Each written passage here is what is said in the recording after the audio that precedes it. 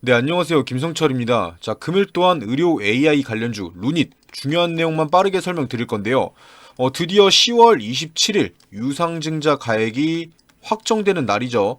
일단 이 10월 27일의 종가는 14만 3,300원으로 마감을 했기 때문에 자, 유상증자 가액 같은 경우는 이날의 종가와 최근 거래일 기준으로 계산되어서 확정됩니다. 당연히 이 1차 유상증자 가액이었던 15만 3,500원과 자, 2차 유상증자 가액 중 더 낮은 가격으로 확정이 될 거고요. 가장 최근 이 5거래일 주가를 평균으로 자, 유상증자 가액을 계산했을 때는 10만 6천원에서 이 10만 7,800원 사이로 유상증자 가액이 확정이 될 겁니다. 뭐 여러 가지 계산법이 있긴 한데 어차피 뭐 1,000원 정도 차이가 날 거니까 괜히 어렵게 계산할 필요 없이 이 확정가액 공시되는 거 기다리시면 되는 거고요. 이 유상증자 확정 가액 같은 경우는 지난 공시 보시면 알 수 있다시피 자, 10월 27일에 확정이 되고 이후 첫 거래일인 10월 30일에 공시될 예정입니다. 자, 어차피 지금 장 끝나고 기다려봤자 안 나오니까 이 다음 주 월요일까지 편하게 기다리시면 된다는 뜻이고요. 어찌됐든 간에 이 유상증자 가액이라는 게 루닛에게 어떠한 영향을 가져올지 함께 알아보도록 하고, 자, 본격적으로 시청 전에 이 구독과 좋아요 한 번씩만 눌러주시면 감사하겠습니다. 자, 바로 본론으로 넘어와서 이번 유상증자 확정 가액 같은 경우는 방금 전에 보여드렸다시피 10월 30일에 공개되겠지만 저희는 이 유상증자 가액을 10만 6천원에서 10만 7,800원 사이로 확정될 걸 예상해 놓은 상태죠. 자, 현재 주가가 얼마예요? 바로 14만원대입니다. 현재 주가만 유지하더라도 이 유상증자에 참여하시는 분들은 30% 정도의 수익을 가져간다는 건데, 이게 말이 30% 정도의 수익이지 이번 유상증자의 비율이 몇 대 몇이었어요? 바로 1대 0.14기 때문에 이 유상증자에 참여하더라도 평단가를 자신들이 가지고 있는 주식의 평단가를 눈에 띄게 낮추진 못할 거예요. 그래서 제가 전에 영상에서도 말씀드렸던 게 이 10월 17일에서 10월 24일 사이에 있었던 이 신주 인수권 매매 기간에 어느 정도 물량을 확보해 놔라, 이렇게 말씀드렸던 거예요. 뭐 이건 이미 지나간 일이니까 다음 방법에 대해서도 생각해 봐야 하는데, 자, 이제 유상증자 물량을 확보할 수 있는 방법은 단 한 가지밖에 안 남았어요. 바로 이 11월 1일에서 11월 2일에 진행되는 기존 투자자들을 상대로 한 유상증자 청약에서 유상증자 청약에서 참여율 미달로 인해 실건주가 생기는 거죠. 자, 실건주가 생기게 된다면 이 11월 7일에 진행되는 일반 투자자들, 자, 기존 투자자들이 아닌 일반 투자자들을 상대로 한 유상증자 청약에서 저희들 또한 물량을 확보할 수 있게 되는 겁니다. 당연히 이미 유상증자에 참여하기로 결정하신 분들은 이 실건주가 나오게 된다면 무조건 참여해야 합니다. 이 참여 방법 궁금하신 분들은 소통방 꼭 참여해 주시고요. 뭐 그런데 사실 제가 이렇게 말씀드려도 그래서 언제 사고 언제 팔아야 하는지 헷갈리실 거예요. 저한테 연락 남겨주신 분들 평단가, 자, 평단가가 대부분 이 10만원 후반대에서 뭐 20만원 초반대에 많이들 가지고 있으시던데, 자, 이러신 분들은 무작정 유상증자에 참여한다고 이 수익을 가져갈 수 있는 거 아닙니다. 무조건 대응이 필요한 거예요. 자, 하지만 말씀드렸다시피 이 매수하신 분들마다 평단가가 전부 다 다를 거기 때문에 뭐 영상에서는 12만원에 사고 15만원에 팔아라, 이렇게 공통되게 말씀드릴 수가 없어요. 자, 그래서 제 영상 시청 중이신 분들 전부 다 도와드리려고 제가 이 소통방을 하나 개설해 놨는데요. 이 소통방 안에서는 언제 사고 언제 팔아야 하는지 이 매수 매도 타점도 잡아드리고 있고, 지금 시장에서는 어떤 종목을 사야 하는지 종목 또한 매일매일 추천드리고 있으니까요. 영상 다 보신 후에 밑으로 내려보시면 이 설명란이랑 댓글창에 고정 링크가 하나씩 있을 거예요. 뭐 어렵게 제 번호로 연락 남겨주고 문자 남겨주고 그러실 필요 없이 클릭 한 번에 입장 가능하시니까 편하게들 참여해 주시고요. 참고로 주말에는 운영을 하지 않기 때문에 참여하신 분들은 평일까지 기다려 주시면 됩니다.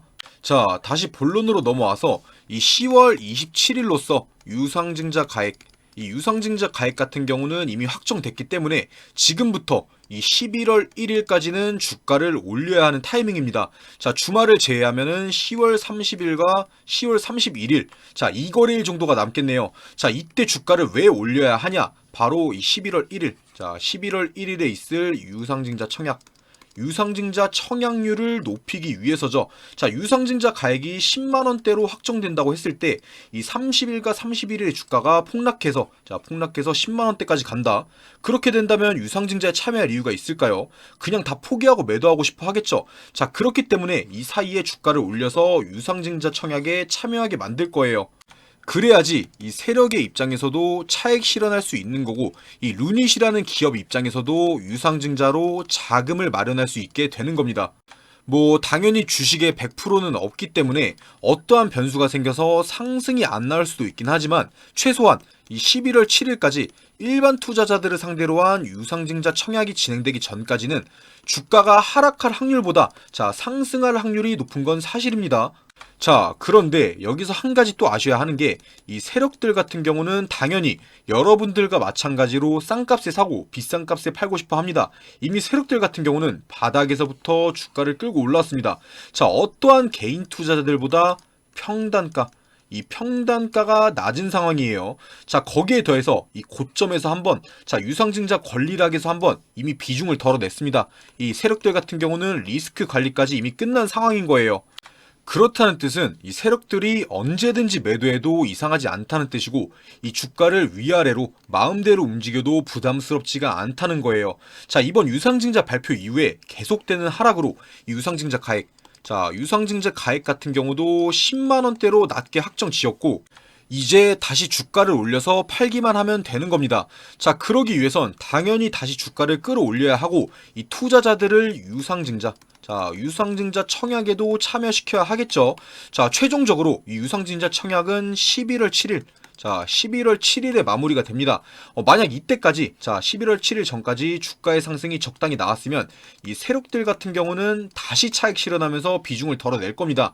자, 이미 유상증자 청약에 참여시켰고, 이 기업 입장에서도 자금 마련이 끝난 거니까 충분히 세력 입장에서도 차익 실현을 할 수가 있다는 뜻이죠. 뭐 유상증자 청약이 마무리되는 11월 7일까지 주가를 견인 못했다 하더라도 결국에는 호재들을 하나둘 터뜨리면서 끌어올릴 거예요.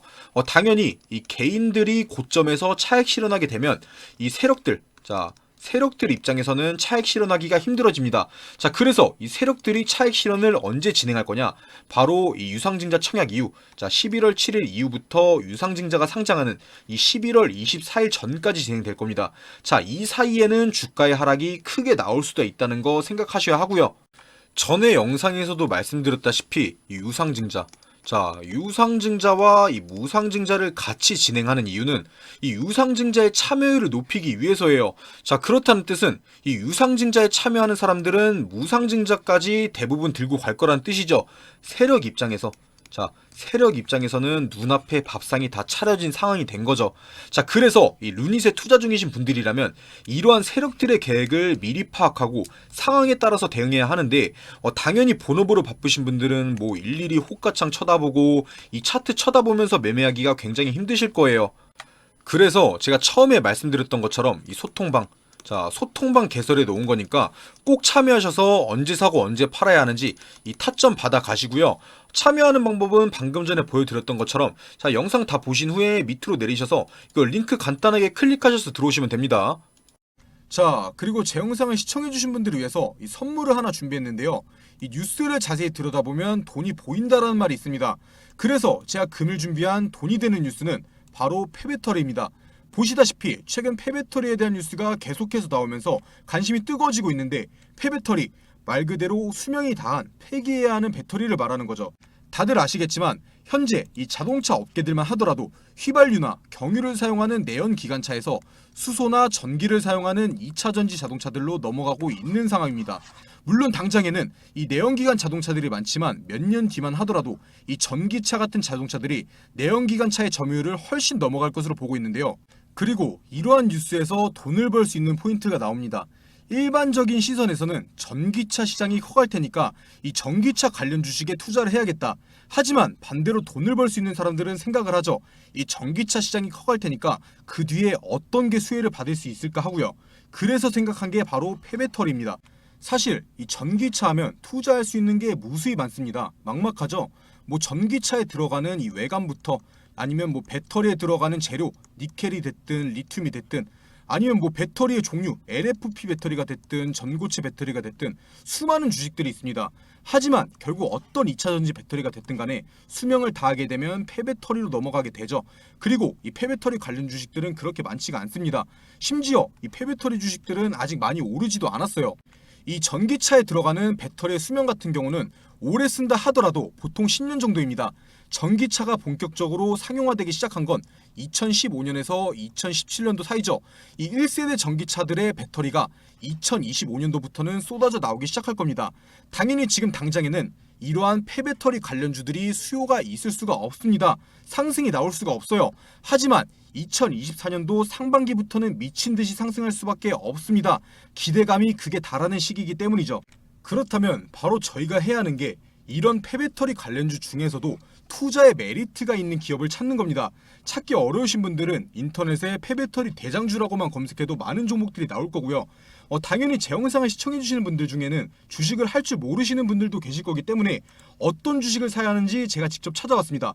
바로 화면에 보이는 이 주식인데, 보시다시피 이 기간에서 하루도 빠짐없이 매수하고 있습니다. 이 기간을 포함해서 연기금에서도 미친 듯이 주워담고 있죠. 그런데 이 주가는 보시다시피 계속해서 떨어지고 있습니다. 떨어지니까 안 좋은 주식이다 생각하실 수 있겠지만 이 기관들이 계속 떨어지는데도 사모으는 데는 이유가 있는 겁니다. 무조건 다시 오를 거라고 판단하고 있다는 거죠. 거기에 더해서 이 주식 같은 경우는 차트 한번 보시면 엄청나게 바닥 구간이 있습니다. 앞으로 떨어질 확률보다 상승할 확률이 훨씬 높다는 거예요. 단순하게 이 폐배터리 시장의 성장과 함께 이 전고점만 가더라도 60% 정도의 수익이 나옵니다. 100만 원만 투자하더라도 60만 원을 가져갈 수 있는 확실한 기업이라는 거죠. 당연히 제 영상 시청해주신 분들을 위한 선물이기 때문에 시청자분들에게만 공개해드릴 거고요. 영상 다 보신 후에 밑으로 내려서 댓글 보시면 이렇게 바로 클릭해서 들어오실 수 있는 소통방 링크가 있는데요. 클릭하셔서 이 그룹 오픈 채팅 참여하기 누르시면 어떤 종목을 사야 하는지 뉴스와 함께 설명드릴 거고, 전 세계 뉴스와 함께 이 주식 종목 추천도 매일매일 드리고 있으니까 부담 갖지 마시고 이 링크 클릭하셔서 한 번씩 들어오셔서 돈이 되는 정보들 꼭 받아가시고요.